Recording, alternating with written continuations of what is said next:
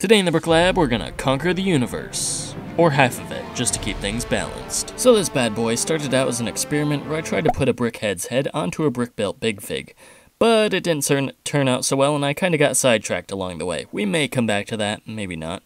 But in the process, I stumbled onto this cool Star-Lord build by, I really can't pronounce his name, so I'm just gonna put it up here on the screen. Anyway, he does really cool work, and you should really give his page a follow, because the amount of character and personality he's able to squeeze out of just a handful of bricks is really phenomenal. So I reverse engineered the body for this design with the help of the Bumblebee tutorial on his YouTube channel. I did have to modify the lower body a bit, because I did want to copy the Star-Lord legs and not the Bumblebee legs, but in the end it turned out well, and I think the construction is pretty solid on that. Another thing is that this body is actually generic enough that you could use it for whichever brickheads that you want to add posability to. I guess I should say most regular sized male brickheads, because let's face it, this kind of bulky build would look really weird on Mrs. Claus. I mean, no judging or anything, but still, pretty weird. And this version of Thanos also comes with a brick-built Infinity Gauntlet, which, interestingly enough, is actually the same size as the official LEGO Gauntlet piece. This wasn't intentional, but it works out either way. The only difference is that this version won't work with a Big Fig, but if you add in one of those trans-clear clip pieces, it actually works pretty well with a minifigure.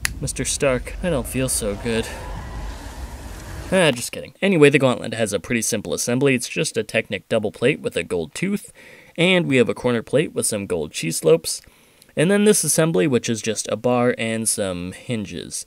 And this piece does come with the Thanos brickhead set, so as long as you have the Thanos brickheads, building this should be a snap. Sorry, you know I had to. And one other thing I should point out is that this piece actually should be medium lavender, but unfortunately it isn't available in that color yet, so I kind of had to stick with regular lavender. Now, it is noticeable at first, but I've kind of tuned it out, and honestly I completely forgot about it until I looked at my notes just now. And another thing is that while this figure is big and chunky, it is also superposable.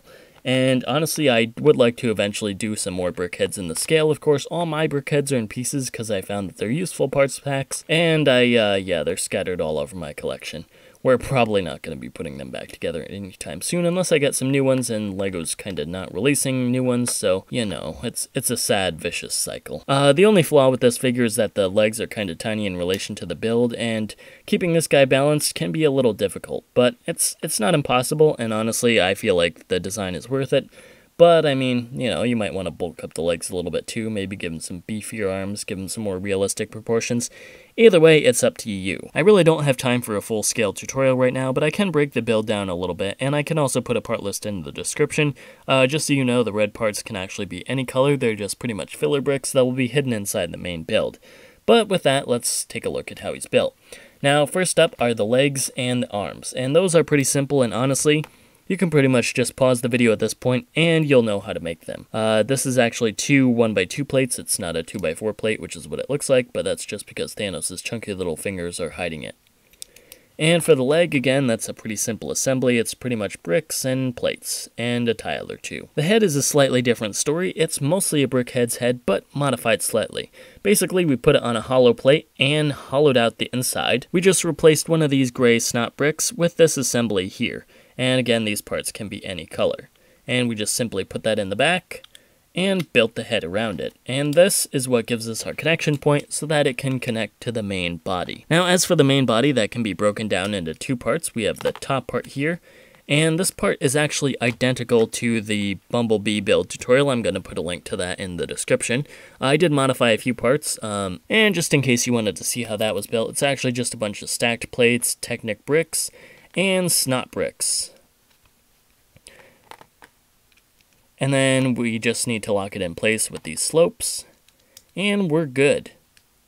And from there, of course, as you can see, we can attach the neck into place. Oh, and this cheese slope on the back, it does kind of look out of place, but what it does is it helps balance the neck. It gives it something to pose against, and it really helps with it a bit. I mean, you could take it out just to try it out and see what it's like without it, but to me it just doesn't work as well, and the head kind of just seems to flop all around. Now, for the bottom part, you are not going to find that in the tutorial, unfortunately, but it's a pretty easy build. It's actually made up of 7 different components, which sounds like a lot, but when we break them down, it is actually not. So the main components you'll need are 2 of these, and for this, it's just a simple snot plate with this assembly, and you just need to plug that together, and then make 2 of those exactly the same. Then you're going to turn one so that it's facing this way, and connect them with this assembly, which is a bunch of plates and some rounded bricks. And so you're just going to put that in to lock those in place, and then put in some double cheese slopes. And then you're going to flip it over, and on the top side here, we're going to make 2 of these assemblies. And these are just some snot bricks with a headlamp in the middle, and a 1x2 plate locking them all together. And then we're going to take it and put it on so that this plate is closer to the center of the build, and we're going to build one exactly the same and do the same thing on this side. And then we are going to simply make 2 of these assemblies. This is just a socket plate with some curved slopes, and we're going to put that on top and make another for the other side, put that in. And then this last assembly, which is super simple, it's just a 1x3 brick with a plate and a slope, and we're going to put that on and squeeze it in between those 2 slopes. And once that's in place, you're just going to connect it to the upper section of the body.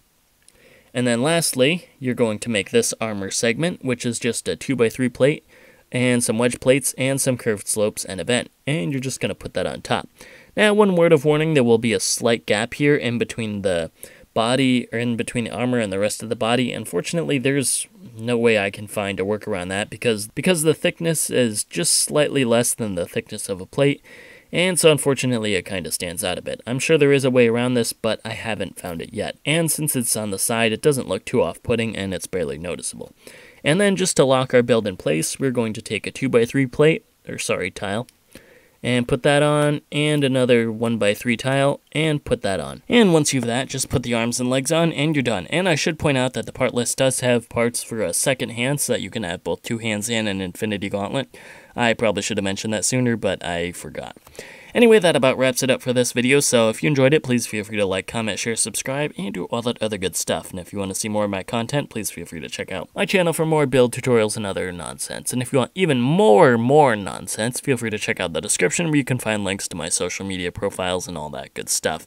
Anyway, that about wraps it up for this video, so I will see you next time.